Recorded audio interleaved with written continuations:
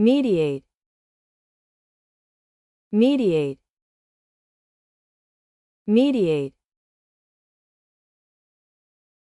Let's talk about the word mediate. As a verb, mediate means to act as an intermediary in a conflict or dispute between two parties, helping them to reach a resolution by facilitating communication and negotiations. In common usage, we often see mediate used in the context of diplomacy, law, and even everyday life. For example, a mediator might be appointed to resolve a workplace conflict or help neighbors settle a property issue.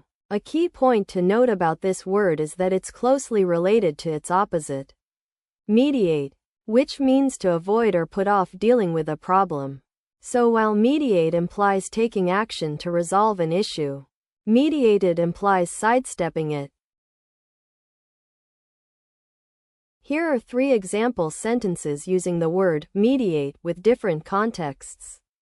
In a formal setting, such as a diplomatic negotiation or a court proceeding, mediate means to facilitate a resolution between two parties that have differing opinions. For instance, the international community will provide neutral mediators to help negotiate a peace treaty between the warring nations. This context requires a level of formality and expertise in conflict resolution. In casual conversation, when discussing personal issues or relationships, mediate can mean to act as an intermediary or facilitator for resolving disputes. For example, I asked my parents to mediate the argument between me and my sister, and they helped us work things out. This context is more relaxed and might involve a level of familiarity with the individuals involved. In business or academic settings, mediate can also refer to the process of intervening in a disagreement or controversy within an organization or community. For instance, the department head will need to mediate between the rival research groups to resolve their differences and allocate resources effectively. This context is likely to involve professional colleagues or stakeholders with vested interests. So you want to know about this word that helps people resolve conflicts in a peaceful way? Okay, let me explain. When 2 or more people have a disagreement or issue that's causing tension, a special person comes in to help them talk it out and find a solution together. This process involves listening carefully to both sides of the story, identifying common goals and interests, and guiding the conversation towards a mutually acceptable outcome. It's like having a wise friend who helps you see things from different perspectives and find a way forward that works for everyone involved. This skill is often used in personal relationships, workplaces, schools, or even communities where people need help resolving differences or coming to an agreement. Does that make sense? Medium, medium, medium.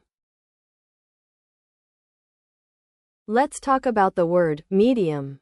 As a language teacher, I'd like to explain that medium is a noun, and it refers to a means or way of doing something, especially in the context of artistic expression such as painting, photography, film, or music. In common usage, you might hear someone say, "I'm interested in trying out different mediums for my art project," meaning they want to experiment with various forms of creative expression like watercolor, oil painting, or digital drawing. One special note about its usage is that the word medium can be a bit tricky because it's often confused with the adjective average, which means typical or standard. To avoid confusion, remember that when you're talking about art supplies or forms of expression, medium refers to the material or method used, whereas average describes something as usual or normal in size or quality. Here are 3 practical example sentences using the word medium with different contexts. The professor emphasized in her lecture that the new medium of digital art was revolutionizing the way people created and perceived visual content, allowing for greater accessibility and flexibility. This is an example of a formal usage, where the term medium refers to the means or channel through which something is conveyed, often used in academic or professional settings. I'm really into photography right now, and I've been experimenting with different mediums like film and digital to see what works best for me, said Sarah as she scrolled through her phone looking at pictures of her latest shots.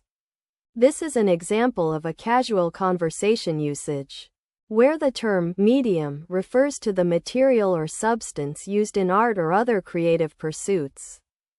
The company's marketing team was tasked with determining which medium would be most effective in reaching their target audience for the new product launch, online advertising, social media campaigns, or influencer partnerships. This is an example of a business or academic usage, where the term medium refers to the channel or platform through which a message is transmitted or received, often used in contexts related to communication, advertising, or public relations. So you want to know about that thing we use every day, right? It's basically a format for sharing information through writing, usually in a rectangular shape with lines on it, and it's commonly used for everyday tasks like journaling, note-taking, or even drawing. The main characteristics of this format are that it has horizontal lines running across the page, which helps us write or draw in straight lines, and it's often made of paper or other materials that can be easily written on. You might have seen people using it for writing stories, poetry, or even just for jotting down quick reminders or ideas. Some similar concepts to this format include notebooks, journals, and even scrapbooks. They all share the same basic characteristics. Military. Military. Military. Let's break down the word military. As a noun, it refers to an armed force that is responsible for defending a country or nation, and also includes all its branches such as Army, Navy, Air Force, Coast Guard, etc. In common usage, you would hear this term used in contexts like military service, military rank, military operations, and military equipment. One thing to note about the word military is that it can be both positive and negative depending on the context. For example, a country's strong military might bring stability and security, while an aggressive military action might spark conflict. Also, some people might use this term to refer to a particular group or organization with a militaristic approach. In the context of a diplomatic meeting, it's common to use formal language when discussing sensitive topics such as international relations. And this can be seen in the sentence, "The military presence on our borders is a matter of grave concern that we need to address through peaceful negotiations with neighboring countries."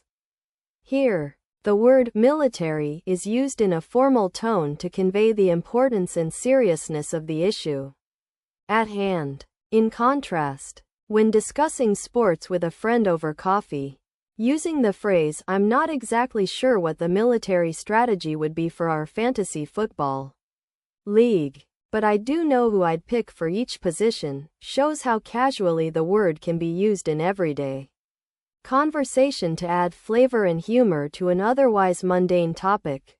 In academic writing or business presentations, it's not uncommon to see the phrase, "Our company has successfully adapted a lean military logistics model to streamline our supply chain operations," which highlights the practical applications of military principles in modern industry, in this case, using a formal tone to convey expertise and professionalism.